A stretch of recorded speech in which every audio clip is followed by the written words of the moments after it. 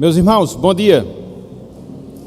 Vamos iniciar a nossa aula na manhã de hoje. Hoje nós retornaremos para a lição que nós estamos trabalhando já há alguns meses e de maneira específica a gente vai estudar a lição número 8, que tem como título Os Nomes Primários de Deus. A página é a página de número 35, lição número 8, página de número 35. Abramos aí as nossas revistas. Abram aí, por favor, Deuteronômio, capítulo 4. A gente vai ler do versículo 35 até o versículo 40. Deuteronômio, capítulo 4, versículos 35 até o versículo número 40. Diz-nos o seguinte, irmãos e irmãs, a palavra do Senhor. A ti te foi mostrado para que soubesses que o Senhor é Deus. Nenhum outro há, senão Ele. Dos céus te fez ouvir a sua voz, para te ensinar, e sobre a terra te mostrou o seu grande fogo, e do meio do fogo ouviste as suas palavras. Porquanto amou teus pais, e escolheu a tua descendência depois deles, e te tirou do Egito, Ele mesmo presente, e com a sua grande força, para lançar de diante de ti nações maiores e mais poderosas do que tu, para te introduzir na sua terra e te dar por herança, como hoje se vê. Por isso, hoje, saberás e refletirás no seu coração que só o Senhor é Deus, em cima no céu e embaixo na terra, nenhum outro há. Guarda, pois, os seus estatutos e os seus mandamentos que te ordeno hoje, para que te vá bem a ti e a teus filhos depois de ti, e para que prolongues os dias na terra que o Senhor teu Deus te dá para todo o sempre. Até aqui, até o versículo 40, que o Senhor nos abençoe com a porção lida da sua palavra. Amém. Meus irmãos, conforme nós temos hoje, nós iremos trabalhar esse tema, os nomes primários de Deus, ou os nomes simples, entre aspas, de Deus.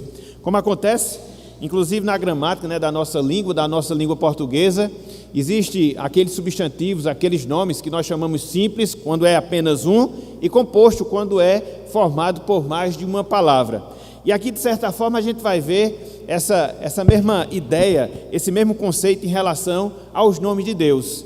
Existem alguns nomes relacionados ao Senhor, que geralmente são formados por duas palavras, para nos dar uma conotação mais específica acerca daquilo que Ele é, daquilo que Ele se apresenta, mas hoje, até porque na próxima lição a gente vai ver esses nomes compostos, hoje a gente vai trabalhar de maneira específica esses nomes primários, esses nomes de Deus compostos por uma só palavra, mas que trazem consigo uma grande importância, um grande significado para cada um de nós.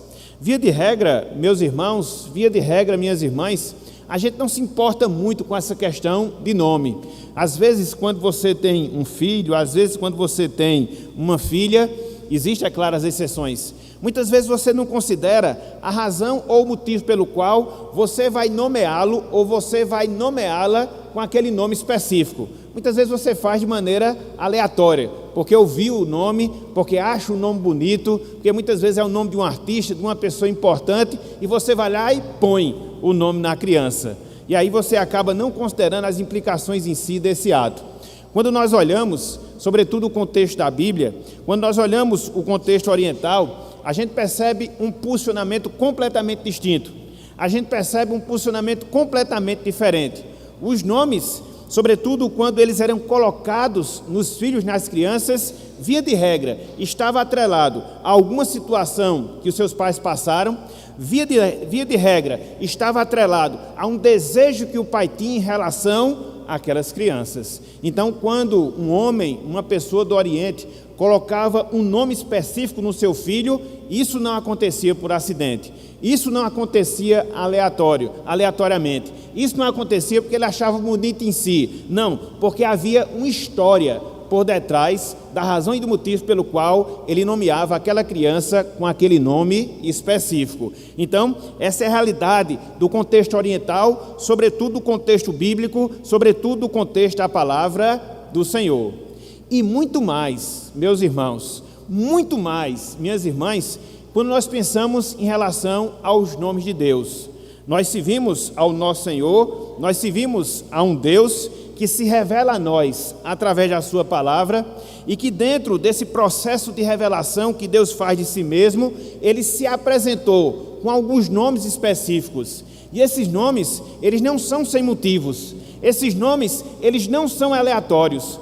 Quando Deus, através da sua palavra, se revela, se mostra a cada um de nós, se apresentando com nomes específicos, nisto existe um motivo, nisto existe uma razão.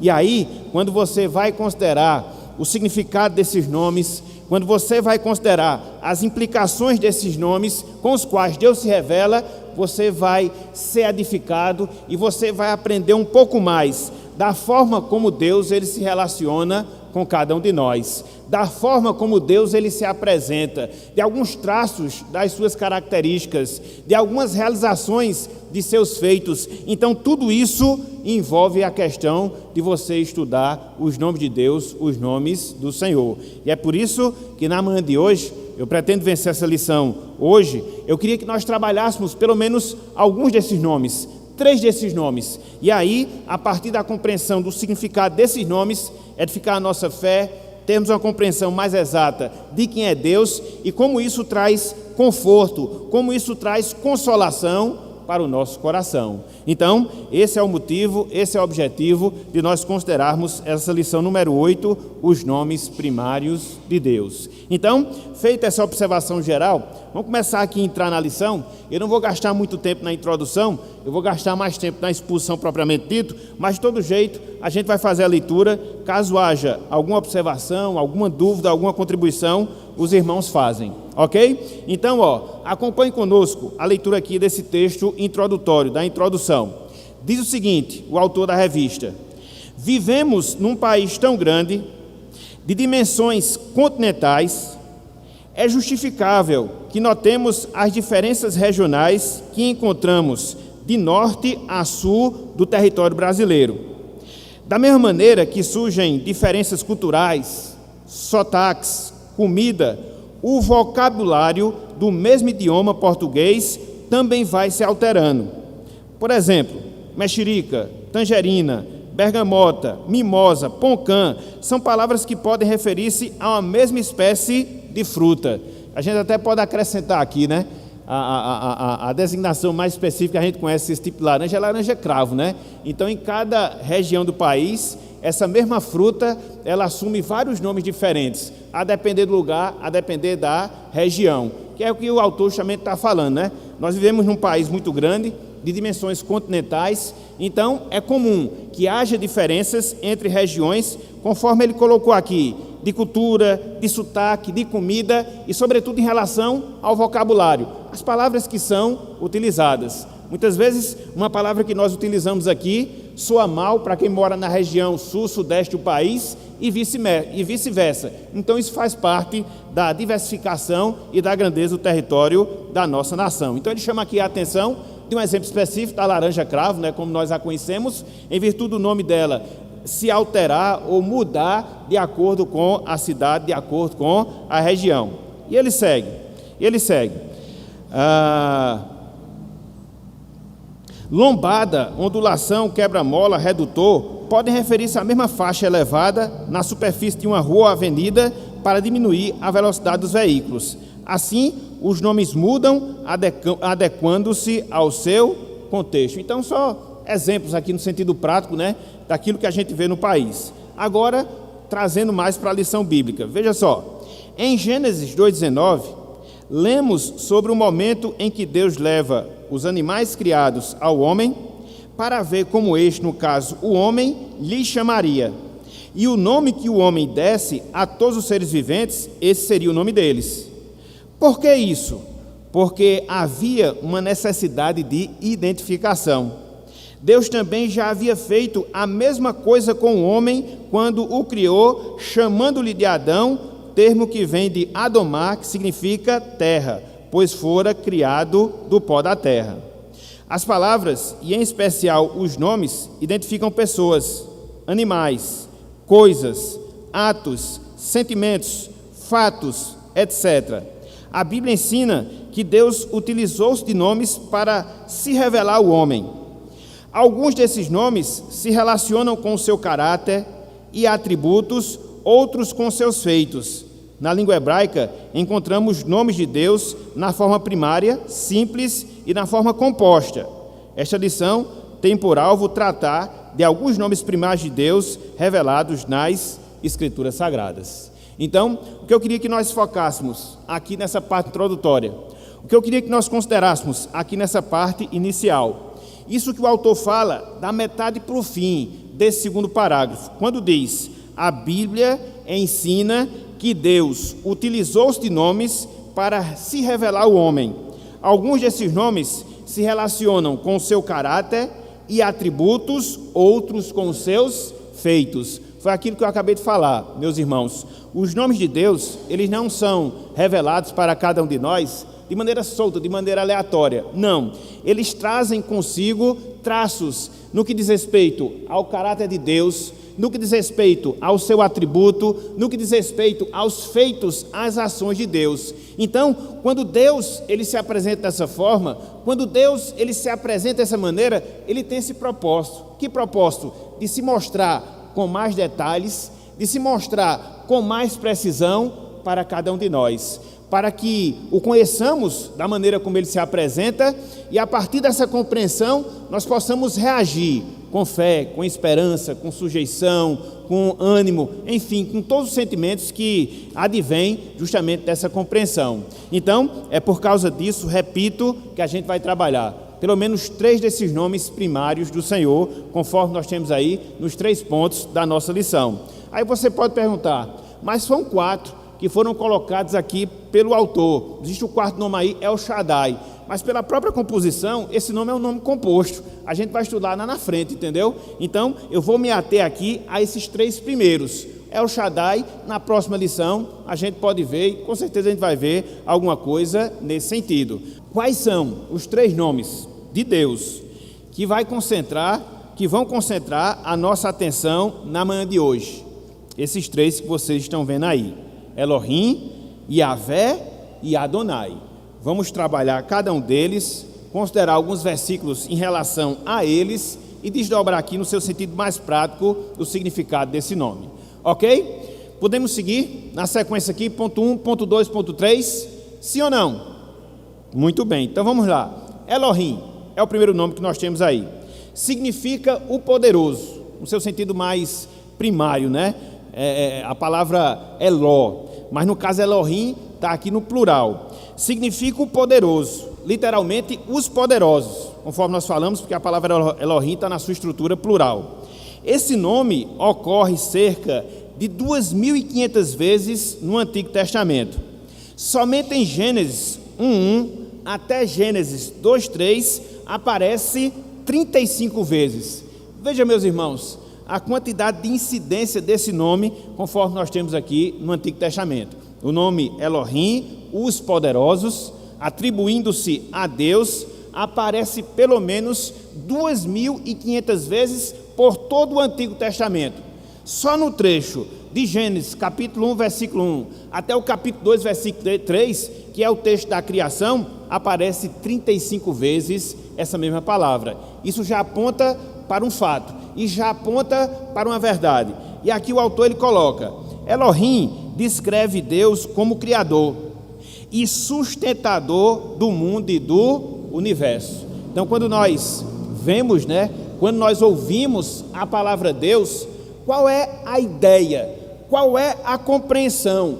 Qual é o entendimento que nós devemos ter? Deus se revelando como Deus criador. Deus se revelando como Deus sustentador de todas as coisas. Por quê?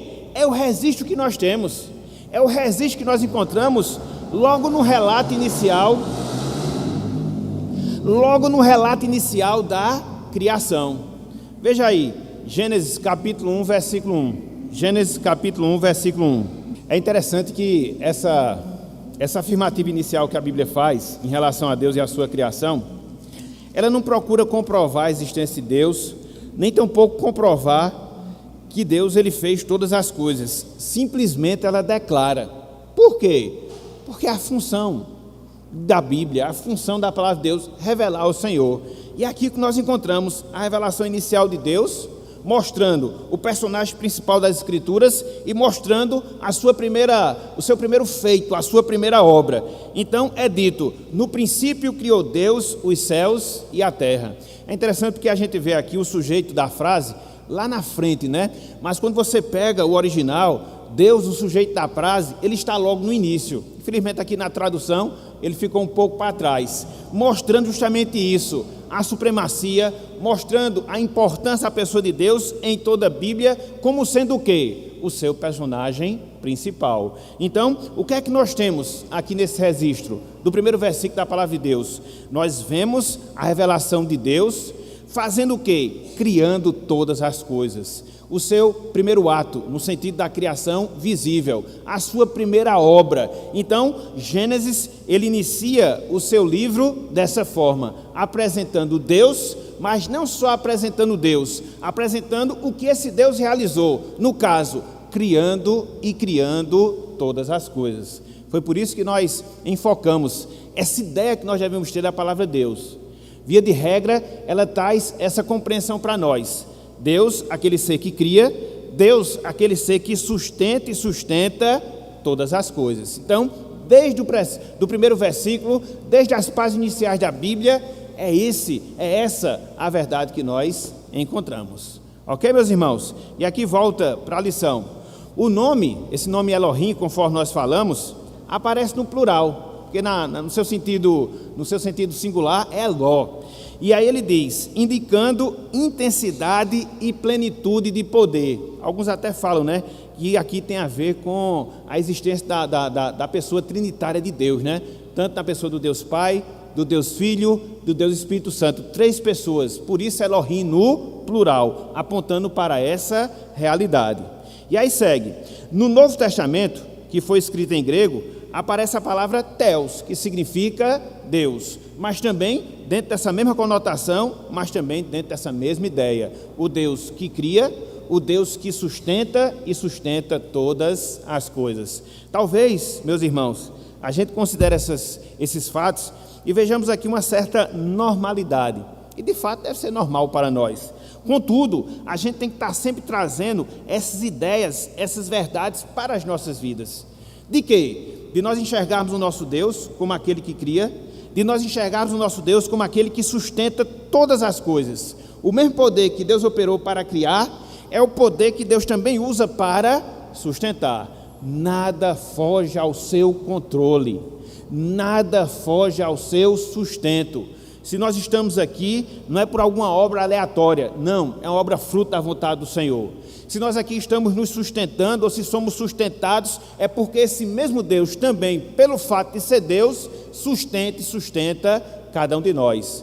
O universo, a ordem criada, enfim, tudo aquilo que é fruto da sua criação.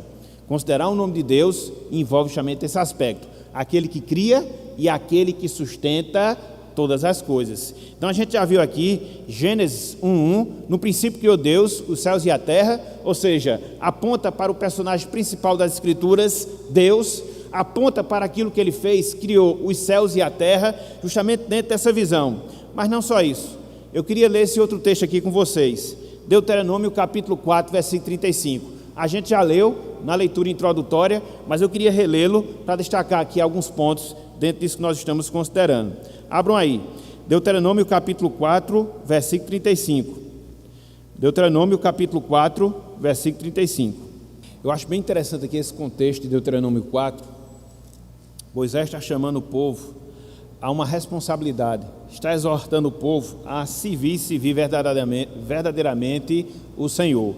E ele faz todo um resumo aqui no capítulo 4, e ele vai concluir todas essas exortações que ele faz ao seu povo dentro desses versos que nós encontramos aqui, do versículo 35 até o versículo 40. Mas vamos aqui nos dedicar especialmente ao versículo 35. Olha só, Deus, mediante Moisés, falando ao povo: a ti te foi mostrado, para que soubesses que o Senhor é Deus, nenhum outro há, senão Ele. O que é que chama a atenção aqui, meus irmãos? O que é que Moisés chama a atenção do povo? Para que o povo tivesse a Deus como seu Deus exclusivo.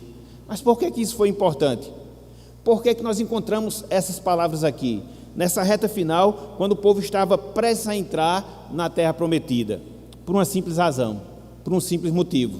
O povo iria ser introduzido na terra prometida, ele iria viver cercado por outros povos, outras nações pagãs, que serviam a outros deuses, que criam em outros deuses e que, consequentemente, influenciaria negativamente a Israel de fugir da sua visão, da sua crença na pessoa do Senhor. É por isso que Moisés, ele fala nesses termos. É por isso que Moisés descreve a Deus dessa forma: o Senhor, Ele é Deus e nenhum outro há, senão Ele mesmo, senão o próprio Deus. O que acontece é que o ser humano, em virtude de ter sido afetado pelo pecado, cria para si algumas divindades, cria para si alguns deuses, que era o contexto no qual vivia ali Israel. E aí se desvia, e aí passa a crer nesses deuses, afastando assim a sua visão do Senhor. Então, não era isso que Moisés queria, não era isso que Deus queria para a sua nação. Eles receberiam a posse da terra prometida? Sim. Iriam ser influenciados negativamente por outros povos? Sim. Mas qual era a compreensão que eles deviam ter? Que não havia outro Deus senão o Senhor. Não havia outro Deus senão o Senhor. Então, esse mesmo princípio, essa mesma realidade, ela serve para cada um de nós. Mas talvez você pergunte: mas nós já cremos em Deus. Mas talvez você se indague: mas nós não somos pessoas idólatras que servimos ou que nós procuramos outros deuses. Talvez não deuses no sentido de divindades em si, mas talvez deuses que se coloquem no nosso caminho com o Senhor.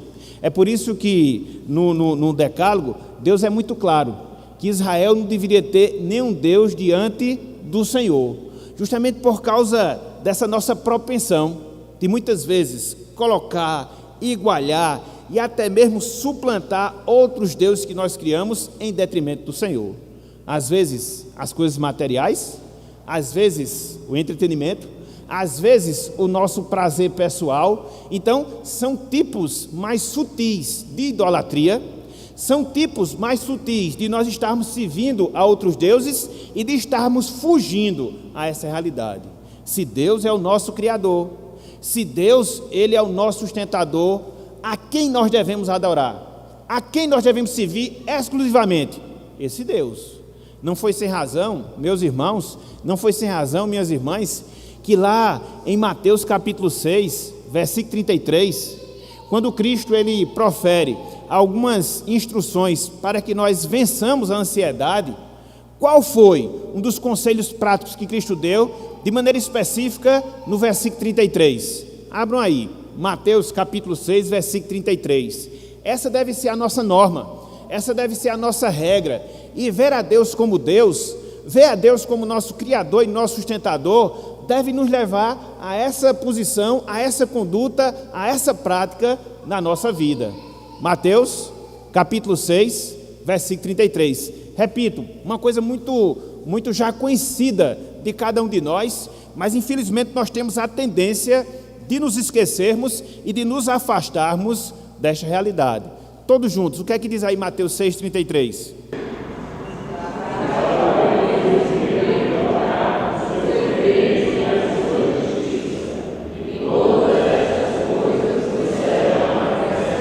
Se você olhar o contexto, ele está falando de Deus. Então qual deve ser a nossa prioridade? Deus. O que é que nós devemos buscar em primeiro lugar? Deus, a sua justiça, o seu reino. E conforme nós encontramos aí na promessa, todas as demais coisas vão ser o quê? Vão ser acrescentadas. E aqui pegando o contexto da passagem, que coisas essas? Que coisas são essas? A comida, a roupa, a comida e a roupa. Então é o básico para a nossa vida. Isso Deus vai nos dar, isso Deus nos promete, desde que o ponhamos em primeiro lugar nas nossas vidas. Então nós precisamos, meus irmãos, avaliar, nós precisamos considerar essas coisas para ver se nós não estamos colocando na nossa vida, para ver se nós não estamos colocando na nossa relação com Deus outros deuses, priorizando outras coisas, priorizando outras pessoas e fugindo dessa realidade. Se o nosso Deus nos criou, Ele vai nos sustentar. Então, por isso eu devo fazer o quê? Eu devo priorizá-lo, buscá-lo em primeiro lugar na minha vida, e não em segundo, em terceiro, em quarto, quando o tempo sobrar, quando o tempo der. Não, meus irmãos. Na medida em que nós seguimos por esse caminho, nós estamos adotando uma prática secularista, secular, entendeu? De viver para as coisas do mundo, de procurar se satisfazer com as coisas do mundo, mas não deve ser essa a nossa posição. Não deve ser esse o nosso comportamento. Você crê em Deus? Sim. A palavra traz consigo aquele que cria, aqueles que sustenta? Sim. E o que eu devo fazer diante disso? Eu devo priorizar na minha vida. E se Ele me criou, Ele vai me sustentar. Se Ele me criou, Ele vai me guiar ao longo da minha vida aqui na terra, não deixando faltar o essencial para mim. Foi aquilo que eu falei para os homens na semana passada. Muitas vezes o nosso essencial está num patamar muito elevado, e aí a gente fica se sacrificando para tê-lo, quando na verdade o básico já está aqui. E muitas vezes sacrificamos o nosso relacionamento com o Senhor por causa dessas coisas. Por isso a necessidade de estarmos avaliando, de estarmos pensando e de priorizarmos de fato Deus nas nossas vidas. Ele é o nosso Deus que cria, Ele é o nosso Deus que sustenta, e Ele não vai deixar faltar nada para o nosso sustento aqui na terra. Pode não ser muito aos olhos humanos, mas vai ser o necessário para a nossa vida. Veja como a visão, veja como o entendimento que nós temos de Deus afeta diretamente a nossa vida, afeta diretamente a nossa relação com o Senhor. Quando você considera apenas a teoria em si do significado, é o Deus que cria, é o Deus que sustenta, isso não vai afetar muito na sua vida. Mas quando você traz para si as implicações, quando você traz para a sua realidade, você vê que isso modifica completamente a nossa postura, a nossa crença e a nossa relação com o nosso Criador. Então, buscai, pois, em primeiro lugar, o seu reino, a sua justiça, e as demais coisas nos serão acrescentadas. Por quê? Porque Ele é o nosso Deus. Nós não somos fruto do acaso. Ele nos trouxe. E se Ele nos trouxe, Ele vai nos sustentar para nós cumprirmos o seu propósito em toda a nossa vida. E a gente não vai passar essa vida sem que Deus não tenha cumprido esse propósito. Eu não sei como Ele vai fazer isso, mas eu sei que Ele irá fazer. Ok, meus irmãos? E aqui nós vemos pelo menos esses dois textos. Eu não vou ver os outros, para que a gente não gaste muito tempo, e eles falam basicamente das mesmas coisas. E aí, depois você pode fazer a leitura em casa. E ele vai trazer aqui, nesse próximo parágrafo, uma realidade, uma prática para as nossas vidas. Olha só o que ele diz aqui, ó. Este nome, Deus, deve nos fazer lembrar que nada foge ao seu controle, mesmo quando passamos pelas situações mais adversas. Ele é o poderoso que sustenta. Você está passando por alguma tribulação? Se está, qual? De que maneira seu entendimento do caráter de Deus pode oferecer sustento nessa hora? Conforme nós falamos. Ele é o Criador? Sim. Ele é o sustentador? Sim. Eu posso estar passando por uma tribulação? Sim. Mas qual deve ser a minha visão? Qual deve ser o meu entendimento? Que Ele há de me sustentar ao longo da tribulação. O que diferencia, meus irmãos, o que diferencia, minhas irmãs, a vida cristã, não é nós estarmos isentos às adversidades, não é nós estarmos isentos às tribulações, não, muito pelo contrário. Mas a grande diferença do cristianismo é você ser assistido em meio às tribulações pelas quais você passa na sua vida. Aqui é que reside o diferencial, porque muitas vezes o ímpio, que não tem o conhecimento de Deus, olha para a vida de determinados servos do Senhor, aqueles servos que muitas vezes são atribulados, são perseguidos, sofrem por causa do Evangelho, e eles concluem: que vantagem há em nós estarmos servindo a esse Deus?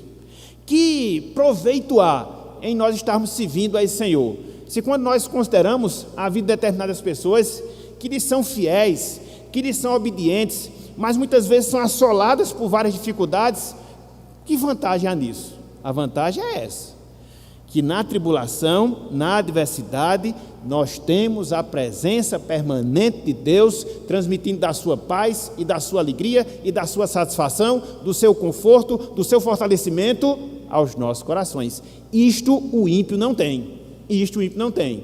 Porque via de regra também ele é atribulado. Via de regra também ele passa por situações contrárias. Mas eles não têm em que se apegar ou em quem se apegar.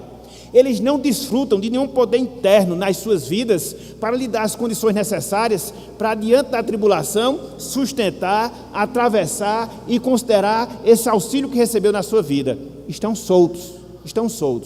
Então, somos atribulados? Sim. Passamos por dificuldades? Sim.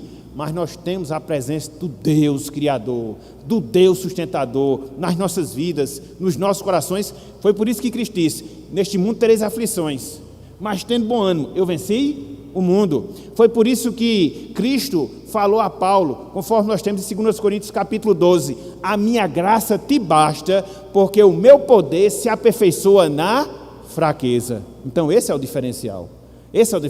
Ter a esse Deus. Ele cria, Ele sustenta, Ele está comigo em todos os momentos, inclusive nas tribulações. Então recorramos a Ele, nos fortaleçamos nele, e assim tenhamos as condições necessárias, pela graça, de atravessarmos, inclusive, as situações difíceis que muitas vezes se apresentam em nossas vidas. Essa é a concepção e os desdobramentos práticos de nós termos a esse Deus, Criador e Sustentador. Ok, meus irmãos? Então, em primeiro lugar, Elohim, plural de Eló, né? Aqui o indicativo à trindade, a pluralidade do ser de Deus, da pessoa de Deus no caso. Aqui, segundo ponto, Yahvé, Jeová, é o nome mais conhecido, né, que nós temos. Olha só, este nome vem do tetragrama Yahvé, aqui só com consoantes, que era a característica da língua hebraica na antiguidade, né? Uma palavra formada de 4 letras, que por sua vez, talvez tenha a raiz de ser ou tornar-se, daí a palavra eu sou. O nome é usado, percebam aqui, 5.321 vezes no Antigo Testamento. Se você fizer uma comparação com o nome Elohim, quantas vezes aparece o nome Elohim? 2.500 no Antigo Testamento. Aí você vem aqui para o nome Yahvé, mais do que o dobro. Então, alguma coisa Deus quer mostrar. Alguma coisa Deus quer que nós saibamos nesse detalhe. Isso não acontece aleatoriamente. Como eu sempre gosto de dizer a Raimundo, né? Jabuti não sobe árvore, alguém tem que botar ele lá. Então, se Deus se apresenta de uma maneira bem intensa, através de um nome específico, algum indicativo isso tem. Alguma coisa Deus quer mostrar. E a gente vai ver a partir do significado o que é que Deus quer nos ensinar através disso. Ok? Então, o nome Yahvé aparece 5.321 vezes só no Antigo Testamento. Às vezes é traduzido por Senhor, só com S maiúsculo, às vezes por Jeová. Esse nome gradativamente superou os nomes anteriores, o nome Elohim e o nome Adonai, que a gente vai ver lá na frente. E agora, aqui, o que deve prender a nossa atenção, aquilo que deve concentrar a nossa mente, o que é que esse nome significa? Olha só, revela o Deus da graça, indicando a presença particular de Deus e seu relacionamento com os homens e especialmente com o seu povo Israel. Aqui, meus irmãos, é o cerne. Aqui é a parte principal daquilo que a gente deve entender desse nome Yahvé. É o Deus que é gracioso, é o Deus que se faz presente na vida do seu povo, é o Deus que a gente chama o Deus pactual, que se relaciona com o seu povo. É fácil você identificar esse nome Yahvé quando aparece na sua Bíblia, pelo menos para quem usa a versão revista e atualizada. Todas as vezes que você vê a palavra Senhor com todas as letras maiúsculas, a gente não encontra várias vezes lá no Antigo Testamento, a palavra Senhor com todas as letras maiúsculas. Então essa palavra aí é a palavra Yahvé, não é a palavra Adonai, ok? É a palavra Yahvé, é a palavra eu sou o que sou, o Deus gracioso que se faz presente, o Deus gracioso que está presente na vida do seu povo. Então não esqueça, veja como os nomes de Deus, o significado desses nomes, eles vêm se complementando. Com o nome Deus, vem à sua mente o quê? Aquele que cria, aquele que sustenta. Já através do nome Yahvé, o que deve vir à nossa mente? Aquele Deus que está conosco, aquele Deus de graça, que se faz presente na vida do seu povo. Então, isso já lança luz, já expande mais a nossa concepção de quem é o nosso Deus, ok? E aqui eu sigo, para a gente depois ver alguns textos. Olha só, o nome, ou seja, Yahvé, salienta a fidelidade pactual de Deus. Deus é fiel, meus irmãos. Deus é fiel a si mesmo, de manter o seu pacto, de cumprir o seu pacto com o seu povo. Infelizmente, muitas vezes nós somos infiéis. Infelizmente, muitas vezes nós não prestamos a devida fidelidade a Deus. Por outro lado, quando nós olhamos por toda a revelação da palavra, quer seja na relação que Deus nutria com Israel no Antigo Testamento, quer seja na relação que Deus nutre com a sua igreja no Novo Testamento, o que é que a gente deve aprender? Que Ele é o Deus do pacto, Ele é o Deus que cumpre fielmente os pactos que institui com os seres humanos, o pacto que mantém com as pessoas. Então essa é a visão também que nós devemos ter de Deus. E ele completa aqui nessa parte explicativa. No Novo Testamento, normalmente é traduzido pelo termo grego Kyrios, no grego, no que significa Senhor. Então vamos dar uma olhadinha aqui, pelo menos em um desses textos, principalmente aqui nesse texto de Êxodo, que é o texto em que Deus se revela a Moisés e se apresenta como tal, não que antes ele não tivesse feito, tinha. Se você for olhar o livro de Gênesis, você vai ver que em alguns momentos Deus se apresenta como Senhor, a gente vê isso, inclusive lá na criação, mas aqui ele faz essa recordação quando aparece a Moisés e chama Moisés para tirar o povo do cativeiro do Egito. Então abram aí, Êxodo capítulo 3, olhem só o que nos diz aqui a palavra do Senhor, versículo 15. Disse Deus ainda mais a Moisés: assim dirás aos filhos de Israel. Veja agora, o Senhor. Está vendo aí que nas suas Bíblias está aparecendo a palavra Senhor com todas as letras maiúsculas? Sim ou não? Pronto, aí é o Deus Yahvé. Quando isso acontecer, você já tem em mente que está se referindo ao Deus que cumpre a sua aliança, as promessas da sua aliança. Então ele diz, o Deus de vossos pais, o Deus de Abraão, o Deus de Isaque e o Deus de Jacó, me enviou a vós outros. Este é o meu nome eternamente, e assim serei lembrado de geração em geração. Qual o contexto aqui, meus irmãos? 400 anos se passaram, depois da morte de Jacó. O povo tinha ido ao Egito, por intervenção de José. José havia morrido, seguiu essas gerações, e agora o povo estava sendo oprimido. Oprimido por quem? Pelos egípcios. Mas só que havia uma aliança que Deus havia feito antes, centenas de anos antes, com Abraão, com Isaque, com Jacó, de fazer deles o seu povo, a sua nação, de multiplicar, como as estrelas nos céus, como a areia no mar. Agora, o povo não estava cumprindo a sua função de povo exclusivo de Deus, porque estava servindo ao Egito, estava servindo a Faraó. E aí, quando Deus ele se apresenta a Moisés, como é que ele quer ser reconhecido? Como é que ele quer ser lembrado?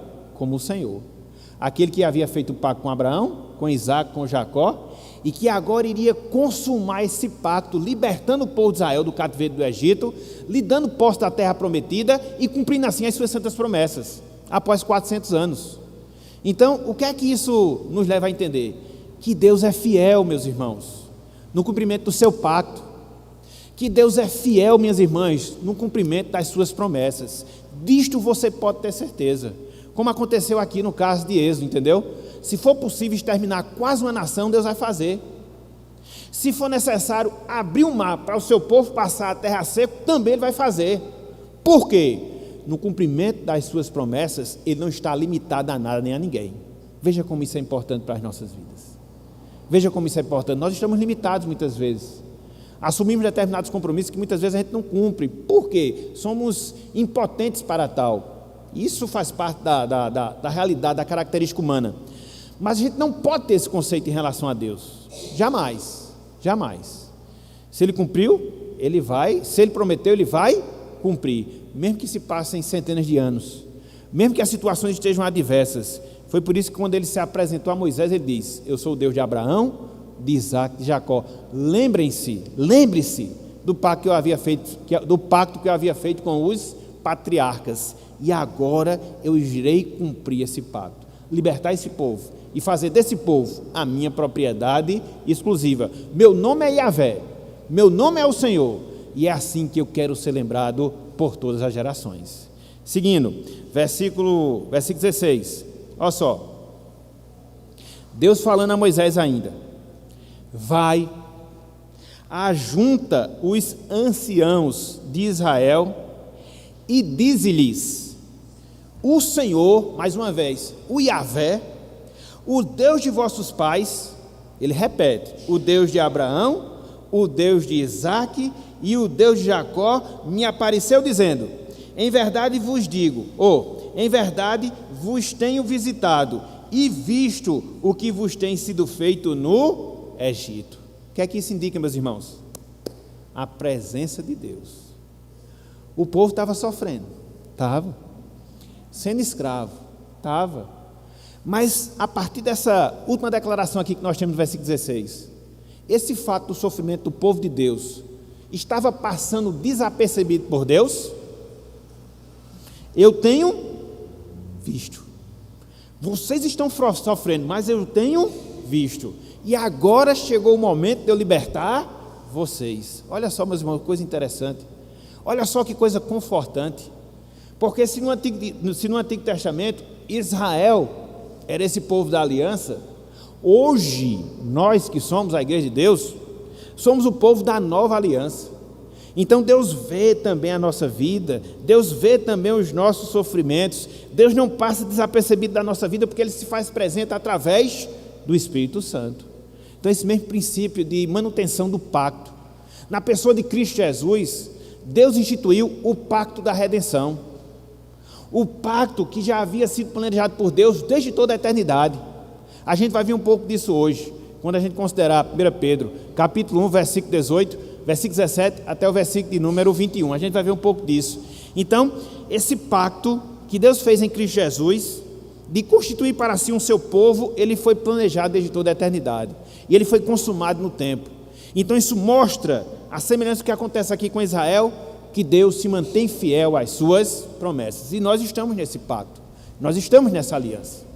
Esse pacto, essa aliança é mantido pelo Senhor, e louvado seja Deus por causa disso, porque é isso que nos traz, dentre várias coisas, a certeza que eu, que você, que cada um de nós devemos ter da segurança da nossa salvação. Quem nos prometeu salvar foi o Deus Yahvé. Quem nos prometeu salvar é o Deus da aliança. E se Ele cumpre todas as suas promessas, podemos ter certeza de uma coisa: Ele vai cumprir também essa, de consumar de fato e de verdade a nossa salvação.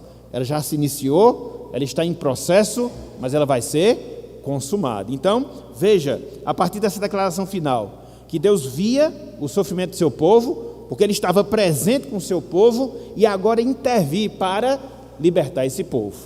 E agora, versículo 18. Eu vou pegar o 17 e o 18, certo? Porque o autor botou aqui só pulou para o 18, mas a gente pega o 17, ok? Então vamos lá, olha só. Portanto, disse eu: far-vos-ei subir da aflição do Egito, para a terra do Cananeu, do Eteu, do Amorreu, do Ferezeu, do Eveu, do Jebuseu, para uma terra que mana leite e mel.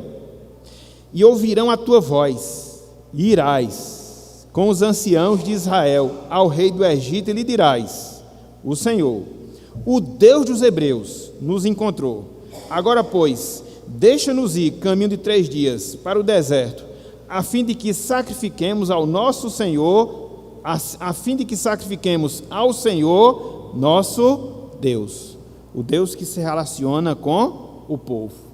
Na medida que o povo sacrificava a Deus, o povo estava se relacionando com Deus, porque o nosso Deus, Ele não faz parte daqueles deuses do panteão grego, né, que estão distantes, aleatórios, à vida dos humanos aqui na terra. Não, o nosso Deus é o Deus que se faz presente. Foi por isso que quando Cristo veio ao mundo, logo quando houve a anunciação através de sonho a José, o anjo disse o nome que o Salvador deveria ter: era o nome Emanuel, que significa o quê? Deus conosco, entendeu? Então é um reflexo disso aqui, que nós temos em Êxodo, Deus se revelando como Deus de aliança, Deus se revelando como Deus Yahvé, Deus se revelando como aquele Deus se faz presente na vida do seu povo. Então, se ele se fazia presente no Antigo Testamento, muito mais se faz agora, em virtude das sombras que haviam no Antigo Testamento terem enxergado a realidade. Então, muitas coisas no relacionamento de Deus com Israel eram sombras, apontavam para algo superior, dentre elas a sua presença, porque hoje a presença de Deus agora está em cada um de nós, através do Espírito Santo. Que é isso? É o cumprimento do pacto, da aliança do Deus Yahvé com o seu povo. Ok, meus irmãos? Vamos dar uma lidinha aqui, ó, em outro texto, esse de Gênesis 2, 4 e 7, só para a gente ver que, nesse caso de Gênesis, Deus se apresenta como o Senhor, mas também como Elohim, né, como o nosso Deus Criador e sustentador. E para a gente concluir aquilo que eu falei agora há pouco, que quando Deus se apresenta a Moisés como Deus Yahvé, naquele contexto ele queria ser reconhecido como tal, porque ele estava ali vindo em socorro do seu povo, ele estava ali se apresentando ao seu povo, mas não era que isso não havia acontecido antes, tanto é que aqui em Gênesis, Deus também se apresenta como Deus Yahvé, como Deus de aliança, até porque ele havia feito um pacto com Adão, ok? Então a gente vai ver isso aí em Gênesis 2, 4 e 7, abriram aí? Olha só o que nos diz a palavra: esta é a Gênesis, a origem dos céus e da terra, quando foram criados, quando o Senhor Deus os criou. Deus, aquele que cria e que sustenta. Senhor, aquele que se faz presente, Deus do pacto. Versículo 7. Então formou o Senhor Deus ao homem do pó da terra e lhe soprou nas narinas o fôlego da vida, e o homem passou a ser alma vivente. Mais uma vez, o Senhor Yahvé como Deus criador e sustentador. Então, antes de Êxodo, ele já havia se apresentado assim. Ele quer ser reconhecido a partir do Êxodo, porque fica muito mais claro o cumprimento da sua promessa, sua aliança com o povo, a partir da libertação do cativeiro lá no Egito. Mas, desde Gênesis, Deus também se revelava como Deus Yahvé. É o que eu sempre gosto de dizer, meus irmãos, quando você entende o livro de Gênesis, você vai entender toda a Bíblia, porque aqui estão os conceitos iniciais, os princípios que vão ser desdobrados na sequência da palavra do Senhor, ok? Vou ler aqui essa parte mais aplicativa que o autor coloca. Olha só, esse nome, voltando aqui para a lição, aponta para o relacionamento que Deus tem com seus filhos, mediante sua fidelidade pactual. Você pode recordar e compartilhar algum momento em que a fidelidade de Deus foi visivelmente percebida em sua vida? Na verdade, o próprio fato de a gente estar aqui hoje é um exemplo prático dessa realidade, né? Mais uma vez, Deus renovou o seu favor, nos trouxe a mais um dia, com vida, com saúde, com disposição, nos traz à sua casa para ouvirmos a sua palavra. Isso, de certa forma, faz parte do cotidiano. Mas quando a gente olha para a nossa vida como um todo, a gente vai perceber justamente isso. A fidelidade que Deus ele tem para com cada um de nós. Muitas vezes nós somos infiéis. Muitas vezes nós somos desobedientes. Mas apesar da nossa infidelidade, apesar da nossa desobediência, Deus, meus irmãos, minhas irmãs, Ele permanece fiel a cada um de nós. Não por causa de nós mesmos, mas por causa da sua palavra. Tem até aquele hino, né? Deus é fiel a mim. Não, Deus é fiel a si, a Ele mesmo, entendeu? Como consequência, eu sou beneficiado. Mas todas essas ações fiéis que Deus demonstra, que Deus revela, nada mais é do que o cumprimento da sua palavra. Conforme a gente viu no estudo anterior, Deus é o Deus de verdade, de verdade. Ele não mente. Então, se Ele falou, Ele vai cumprir, Ele não volta atrás. Então, a fidelidade de Deus não é alguma virtude nossa. A fidelidade de Deus é a Ele mesmo, a sua palavra, que é a palavra da verdade. Então, hoje, nós estamos nesse relacionamento com Deus. Hoje, nós somos o povo da aliança. É por isso que a gente se reúne. É por isso que a gente se reúne pelo menos uma vez por semana, perante esse Deus de aliança. Para quê? Para que nós possamos adorá-lo, sacrificar através do nosso culto a Ele. É por isso que Paulo fala disso, lá em Romanos capítulo 12, acerca do nosso culto racional. É um sacrifício vivo, santo e agradável a Deus. O Deus de aliança nos chama, o Deus de aliança nos convoca para que a gente possa comparecer em sua presença, ou na sua presença.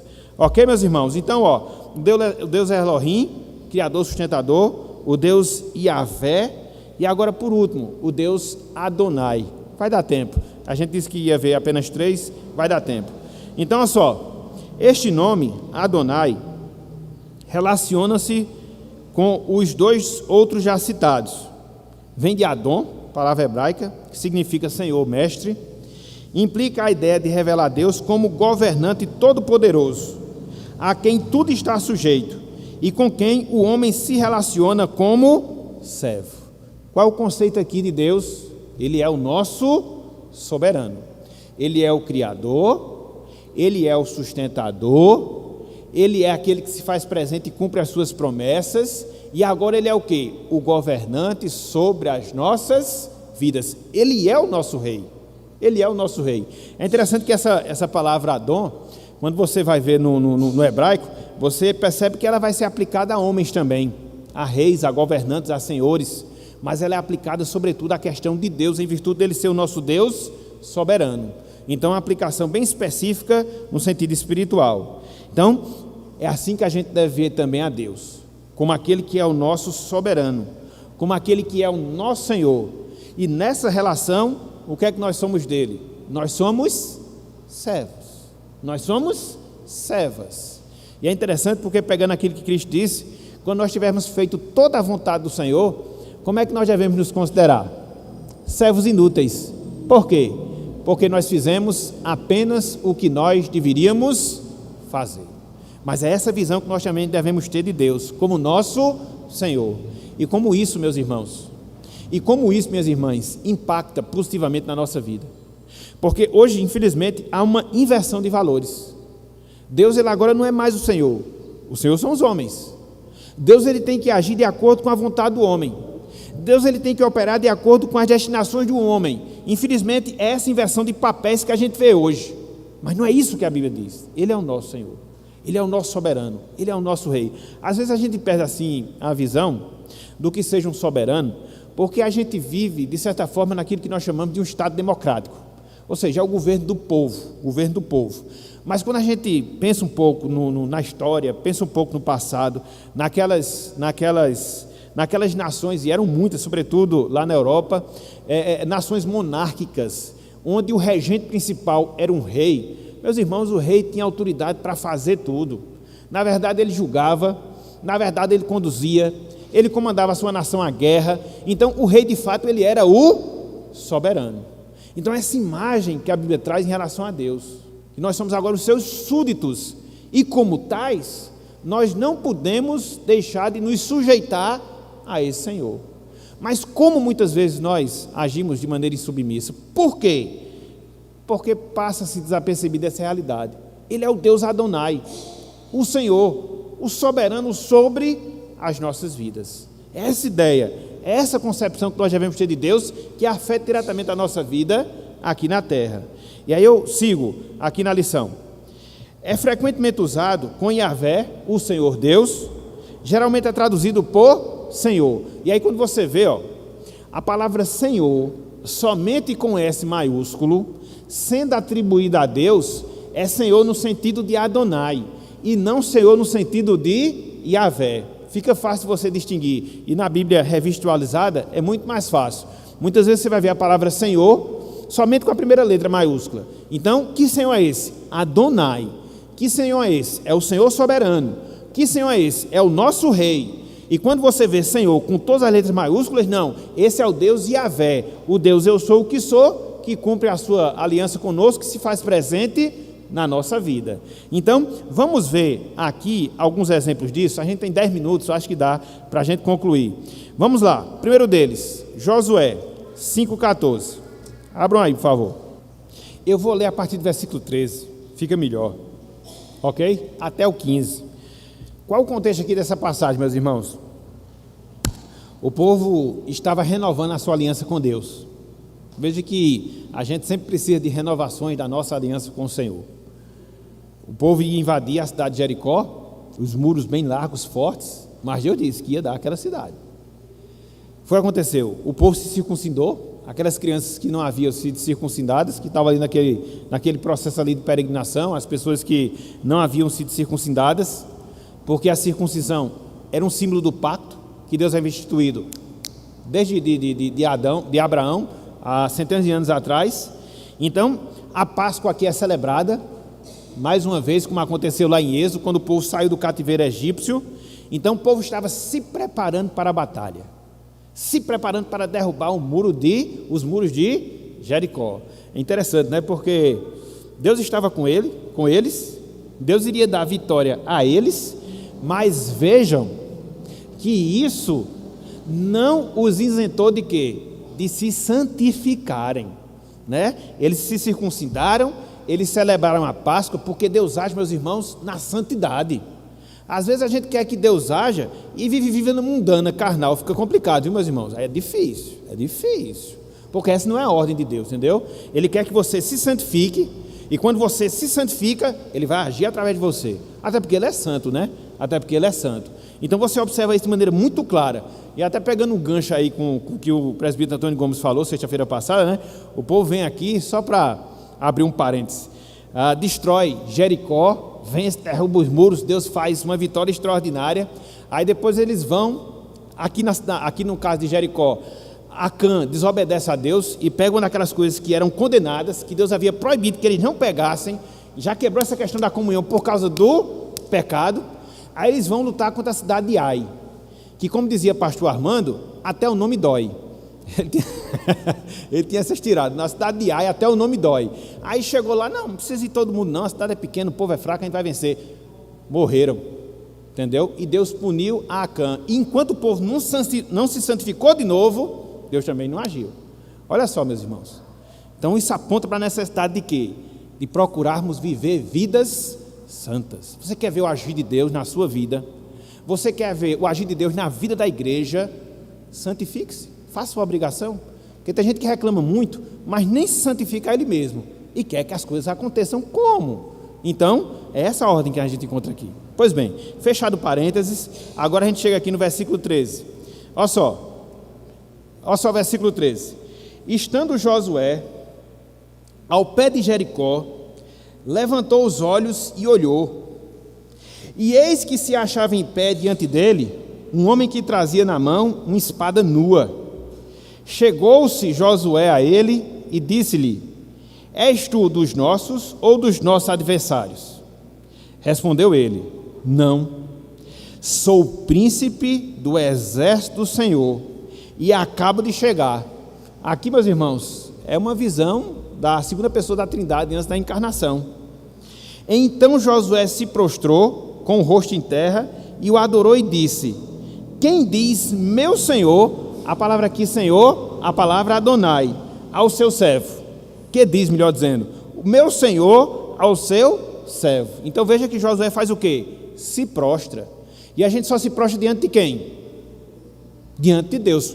Então por que Josué se prostrou? Porque ele estava perante o próprio Deus, a segunda pessoa da Trindade, entendeu? Que havia se revelado numa visão especial para ele. E ele chega e diz: Que diz meu Senhor ao seu servo? Qual é a postura que Josué tem aqui? De sujeição. O que é que o Senhor diz? O que é que o Senhor tem a falar? O que é que o Senhor tem a dizer? Veja que Josué não só se prostra em termos de ação, mas também se humilha em termos de sentimento. Essa postura também, meus irmãos, nós devemos ter perante o Senhor. O que diz o Senhor? O que fala o Senhor? Para que eu ouça, para que eu possa entender, para que eu possa praticar. Foi isso que Josué fez. Isso porque ele sabia que estava perante o Senhor. Sabe uma coisa, meus irmãos? Essa experiência que Josué teve, nós a temos todas as vezes que nós estamos diante da palavra do Senhor. Então, quando nós estamos a ouvir a palavra, quando nós estamos a ouvir o ensinamento da fiel palavra, o que é que a gente deve fazer? O que Josué fez. Que diz meu Senhor ao seu servo? O que é que o Senhor tem para me ensinar hoje? Para me ordenar, para que eu possa obedecer, porque o Senhor é soberano, o Senhor é o meu rei, o Senhor é o meu Senhor. Ok? Então, foi isso que Josué fez. E aí, versículo 15. Respondeu o príncipe do exército do Senhor a Josué: descalça as sandálias dos pés, porque o lugar em que estás é santo. E fez Josué assim. Quem foi que passou por essa mesma experiência, de ter recebido essa mesma instrução, de tirar a sandália dos pés porque a terra era santa? Está vendo aí? Visão divina que Josué também teve. O que aconteceu com Moisés, aconteceu com Josué. Aí, meus irmãos, depois de uma dessa, Jericó foi uma balela, foi fácil de ser vencido. Os muros, entendeu? Muros que passavam carroças, caiu. E o povo não teve que fazer nada, somente com o som das trombetas, porque Deus estava no meio. E quando Deus está no meio, não tem ninguém que impeça. Ok? Então, Deus aqui se revelando como o Senhor. Por fim, Salmo 110, 1. Vamos abrir esse texto. Eu acho fantástico, meus irmãos, esse Salmo 110. Eu não sei se vocês se lembram, mas eu já fiz aqui duas pregações em cima desse texto. Duas pregações, porque foi a expulsão do texto todo, né? Olha só o que diz aqui, Salmo 110, versículo 1.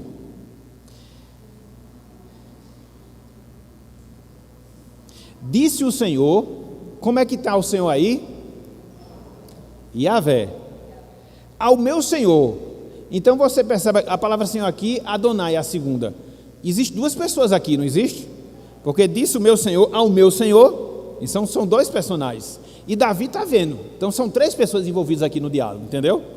Assenta-te à minha direita, até que eu ponha os teus inimigos debaixo dos teus pés. A quem Deus disse isso? A Davi? Não, que Davi estava vendo a cena. Davi aqui, meus irmãos, teve uma visão da entronização de Cristo. Disse o Senhor ao meu Senhor: assenta-te à minha direita, entronização, até que o quê? Conforme ele coloca, que eu ponha os teus inimigos debaixo dos teus pés. Isso aconteceu, Deus que falou a Jesus. E Davi estava presenciando, né? Foi inspiração divina para ele ter essa visão, né? Então, o que Davi descreve aqui, meus irmãos, é a entronização do nosso Salvador, que também é o nosso Senhor. Jesus Cristo é o nosso soberano, o nosso rei, o nosso Adonai. Então, você vê aqui, né, essa questão da essência da Trindade, a pessoa do Pai, a pessoa do Filho, ambos, eles são o Deus Adonai. Ok? E aqui fechando, esse nome, Adonai, nos leva a olhar a Deus, ou para Deus como Senhor, e para nós mesmos como servos. Todas as vezes que ora ou louva a Deus, chamando-o de Senhor, você consegue perceber em sua vida a atitude de um servo? De que maneira? E aí fica a resposta para cada um de nós, meus irmãos. Porque nós temos essa prática, né? Senhor, Senhor, Senhor, Senhor. Mas a grande questão, a gente pensa direitinho quando fala que Deus é o nosso Senhor? A gente tem consciência de que nós somos servos e que nós devemos obedecê-lo e priorizá-lo na nossa vida, que nós devemos dar o primeiro lugar a Ele, que nós devemos servi-lo. Não, mas eu não estou com muito tempo de servir, eu não estou com muitas condições de servir. Aí fica a questão, será que você está tendo a compreensão real do que é ser servo? Do que é ser serva? Do que é ter a Deus como nosso Deus Adonai? Porque falar às vezes da boca para fora é fácil. O grande desafio que recai sobre nós é a nossa vida, é o impacto que isso traz e deve trazer às nossas vidas. Ok, meus irmãos? Então, que nós pensemos nessas coisas, que nós reflitamos sobre essas coisas. Falar e se dirigir a Deus como Senhor traz consigo essa implicação. Que implicação? Eu, você, cada um de nós somos servos, apenas servos e nada mais, como diz a música do Logos. Então, isso impacta positivamente as nossas vidas. Ok, meus irmãos? Então, na manhã de hoje, o que foi que nós vimos? 3 nomes simples, entre aspas, de Deus. O nome Elohim, que aponta para Deus como nosso Criador e o nosso sustentador. O nome Yahvé, que aponta para Deus como aquele que cumpre as suas promessas, que é fiel ao seu pacto, que está presente na vida do seu povo. E também ao nome Adonai, que aponta para Deus como nosso Rei, como nosso soberano, como nosso Senhor. Então que nós pensemos um pouco nessas coisas. Se nós já tínhamos esse entendimento, louvado seja Deus. Então que nós possamos refletir, para que possamos avaliar as nossas vidas e ver como esses nomes verdadeiramente impactam a vida de cada um de nós. Foi aquilo que nós falamos, os nomes de Deus, eles não são aleatórios. Se Ele quis se revelar através desses nomes, é porque muita coisa Ele quer nos ensinar acerca da sua pessoa, acerca do seu caráter, acerca dos seus feitos e o resultado prático que deve gerar na vida de cada um de nós. Ok, meus irmãos? Então que o Senhor nos abençoe, o Senhor Elohim, o Senhor Yahvé, o Senhor Adonai, e que possa aplicar a sua santa palavra em nossos corações. Amém. Alguma pergunta, alguma dúvida? Se for o caso, me faça até depois da escola dominical, para a gente não atrasar, ou alguma consideração. Se for rápido, pode fazer agora, a gente espera pelo menos mais um minuto, mas se não, depois você me procura, certo? Então, gente, semana que vem, a gente vai trabalhar a lição 9, os nomes compostos de Deus. Aqui talvez a gente vá demorar um pouco mais, então leiam a lição, para domingo que vem a gente trabalhá-la de maneira mais específica, ok? Então que Deus nos abençoe e aplique a sua palavra em nossos corações. Amém.